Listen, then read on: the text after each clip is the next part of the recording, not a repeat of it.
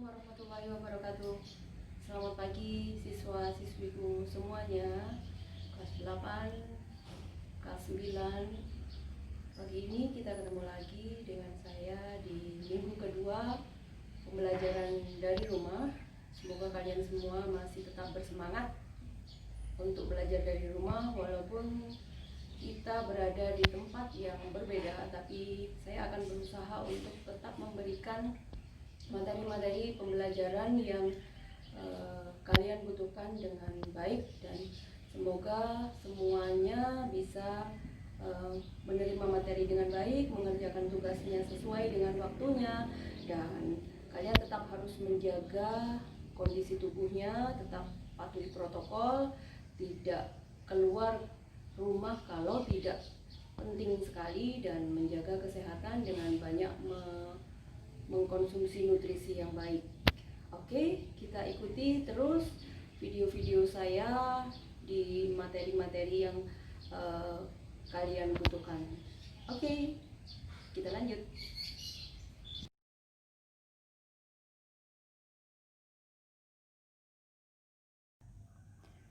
Oke, selamat pagi anak-anak. Hari ini saya akan menjelaskan tentang materi gerak, masih sama dengan minggu lalu.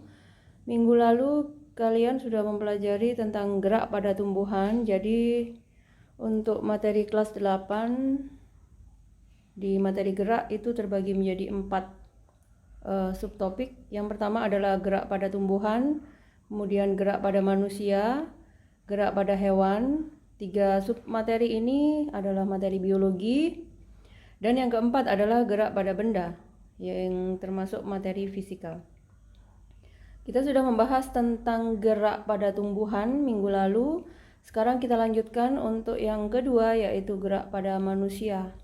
Jadi kita akan masuk ke materi yang kedua ini, yaitu gerak pada manusia. Di materi gerak pada manusia ada beberapa bagian materi yang akan kita pelajari, yang akan kita bahas. Yang pertama adalah tentang rangka dan fungsinya. Kemudian yang kedua adalah struktur rangka. Yang ketiga macam-macam tulang. Yang keempat sendi dan fungsinya. Kemudian dilanjutkan dengan macam-macam sendi. Yang kelima otot dan fungsinya. Dan yang terakhir adalah macam-macam kelainan tulang dan sendi. Oke, saya lanjutkan. Sistem gerak pada manusia itu terbagi menjadi 2. Ada gerak aktif yang dikendalikan oleh otot. Jadi ini otot tubuh yang mengendalikan gerak aktif. Jadi pergerakan tubuh kalian itu dikendalikan oleh semua jenis otot yang ada di tubuh kalian. Dan untuk alat gerak pasif, yaitu kerangka atau tulang. Nah, ini adalah penampakan dari tulang yang ada di tubuh manusia. Dimulai dari tulang tengkorak, kemudian tulang untuk anggota badan atas, dan alat gerak atau ekstremitas lengan atas, dan alat gerak atau ekstremitas tungkai bawah. Apa saja fungsi tulang bagi tubuh manusia? Fungsi tulang dibagi menjadi 4. Yang pertama adalah memberikan bentuk tubuh. Yang kedua melindungi organ tubuh. Yang ketiga tempat melekatnya otot. Dan yang keempat tempat pembentukan sel darah merah. Oke, kita akan melihat. Jadi ini adalah bagian kepala. Di dalam kepala itu terdapat otak. Jadi di fungsi syaraf, otak itu adalah sebuah bagian yang sangat penting bagi tubuh manusia.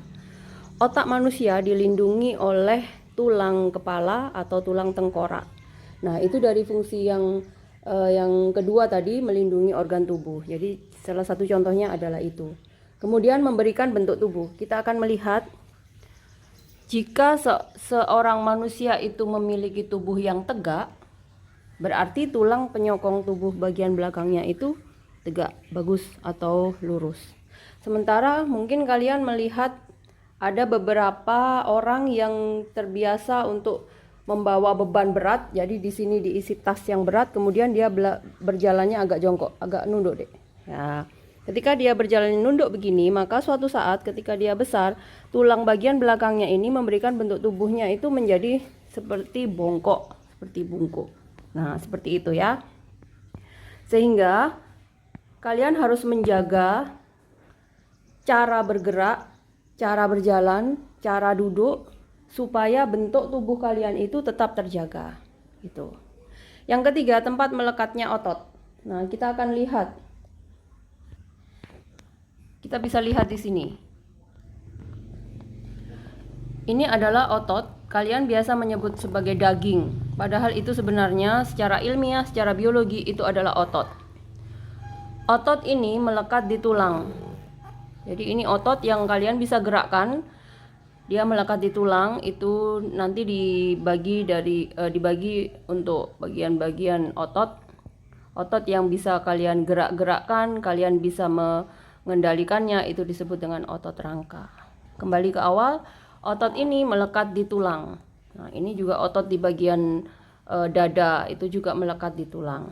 Ini otot yang ada di tungkai juga melekat di tulang. Fungsi yang keempat, sebagai tempat pembentukan sel darah merah.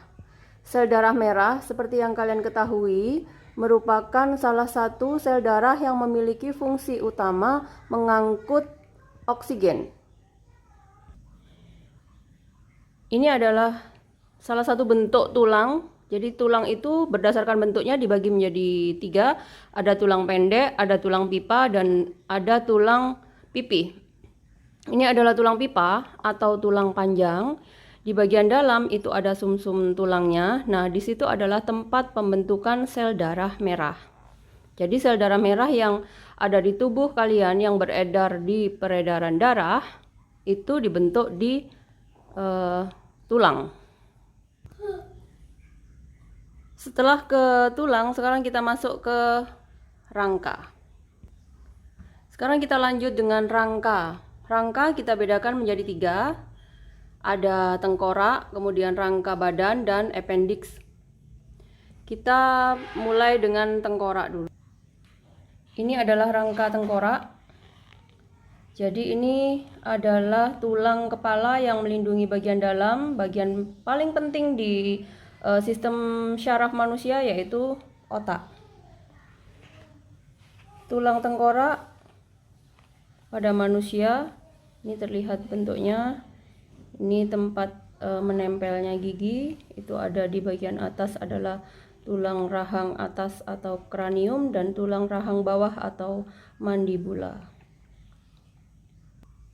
Untuk kerangka badan itu terdiri dari gelang bahu. Gelang bahu itu adalah di bagian bahu kalian yang menghubungkan antara lengan dengan bagian badan, kemudian tulang dada dan tulang rusuk di bagian depan, dan gelang pinggul itu adalah penghubung antara badan bagian bawah dengan tungkai atau dengan paha, dan tulang belakang atau backbone. Yang ketiga adalah appendix yang kita bagi menjadi 2, atau saya menyebut dengan ekstremitas atau alat gerak, yaitu tungkai atas atau lengan atas dan tungkai bawah. Oke, jadi untuk tugas kalian nanti, silakan kalian tulis di buku tugas kalian. Yang pertama adalah sebutkan pembagian tulang berdasarkan bentuknya. Itu tugas yang pertama. Tuliskan bentuk tulang, tuliskan macam-macam tulang berdasarkan bentuknya. Tugas yang kedua adalah untuk tulang dada dan tulang rusuk, tolong kalian sebutkan jumlah dan nama bagian dari tulang dada dan tulang rusuk. Sebutkan jumlah dan nama pembagian untuk tulang dada dan tulang rusuk. Tulang dada dan tulang rusuk, ini jumlah dan namanya. Itu tugas yang kedua. Tugas yang ketiga,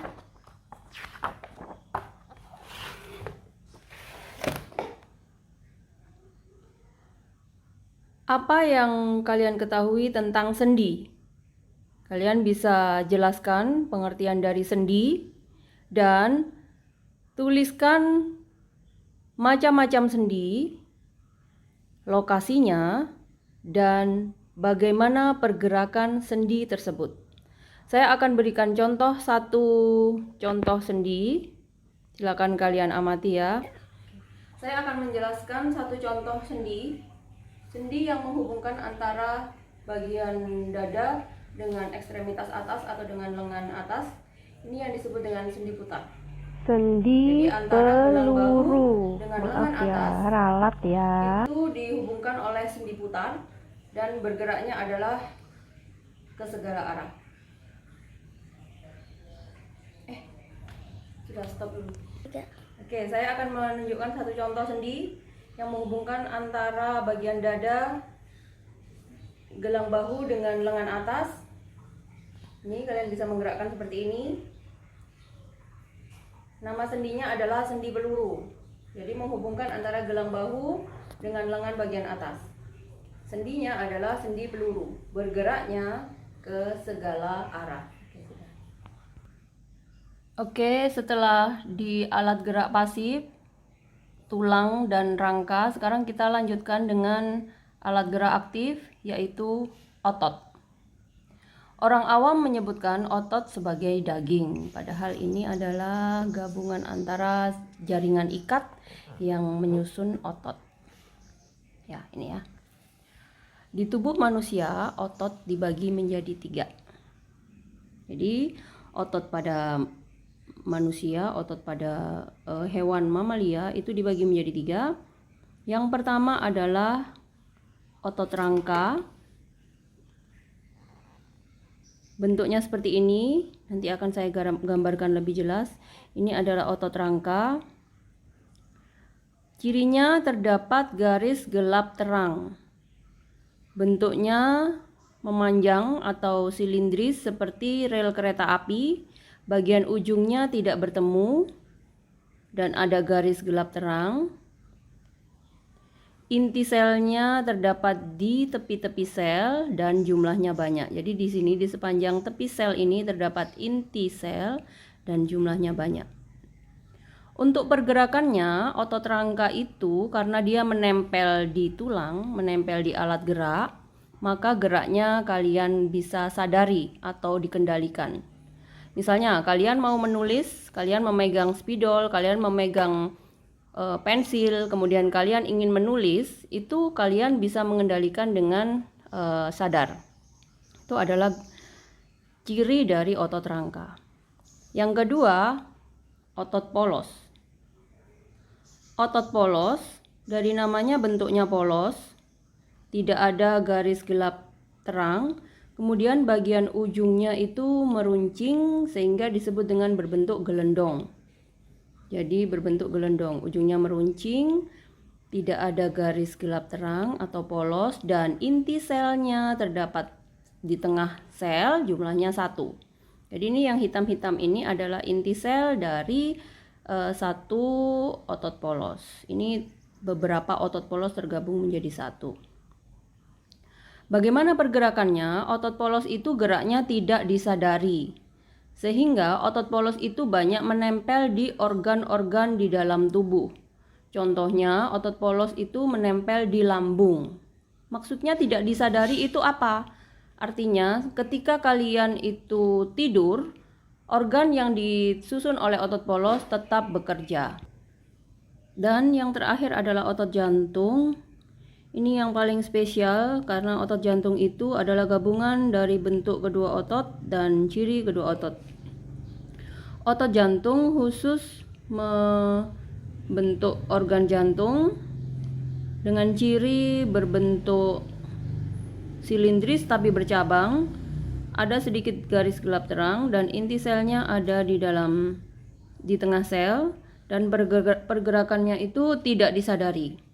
Coba bayangkan, seandainya otot jantung itu geraknya disadari atau tersusun oleh otot rangka, ketika kalian capek, ketika kalian tertidur, maka jantung kalian juga berhenti bekerja. Apa yang akan terjadi? Wassalam. Kalian mati. Bersyukurlah Allah, Tuhan sudah mengatur jantung kalian disusun oleh otot jantung yang pergerakannya adalah tidak disadari. Ini saya gambarkan bentuk otot secara jelas. Yang pertama adalah otot rangka atau otot lurik. Nih, bentuknya silindris, ada garis gelap terang dan inti selnya ada di tepi sel. Tadi pergerakannya untuk otot lurik adalah gerak yang disadari. Yang kedua, untuk otot polos bentuknya gelendong. Seperti ini gelendong, bagian ujungnya meruncing, tidak ada garis gelap terang dan ada satu inti sel di tengah sel. Bagian ujung yang runcing ini menempel pada tulang yang disebut dengan tendon. Di lengan kalian, di bagian lengan dalam itu ada 2 tendon atau disebut dengan bicep, dan di bagian bawah itu ada 3 tendon atau tricep.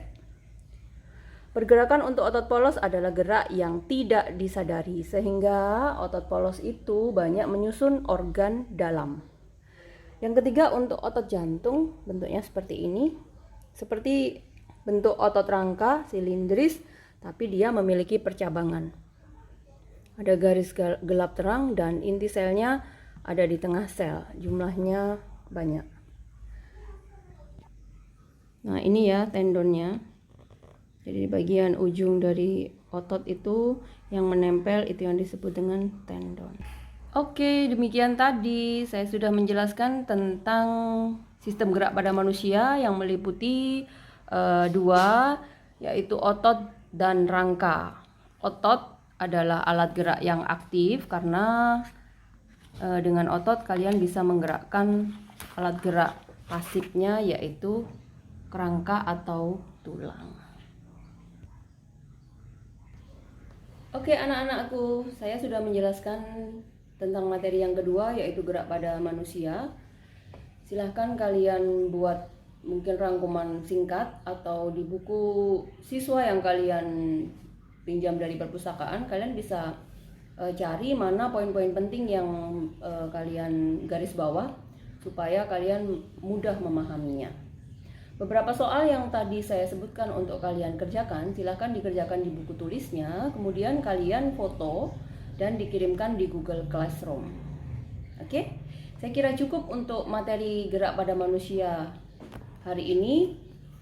Kita ketemu lagi di materi yang ketiga, yaitu gerak pada benda. Nanti yang materi fisika saya dahulukan. Jadi kita ketemu minggu depan dengan gerak pada benda.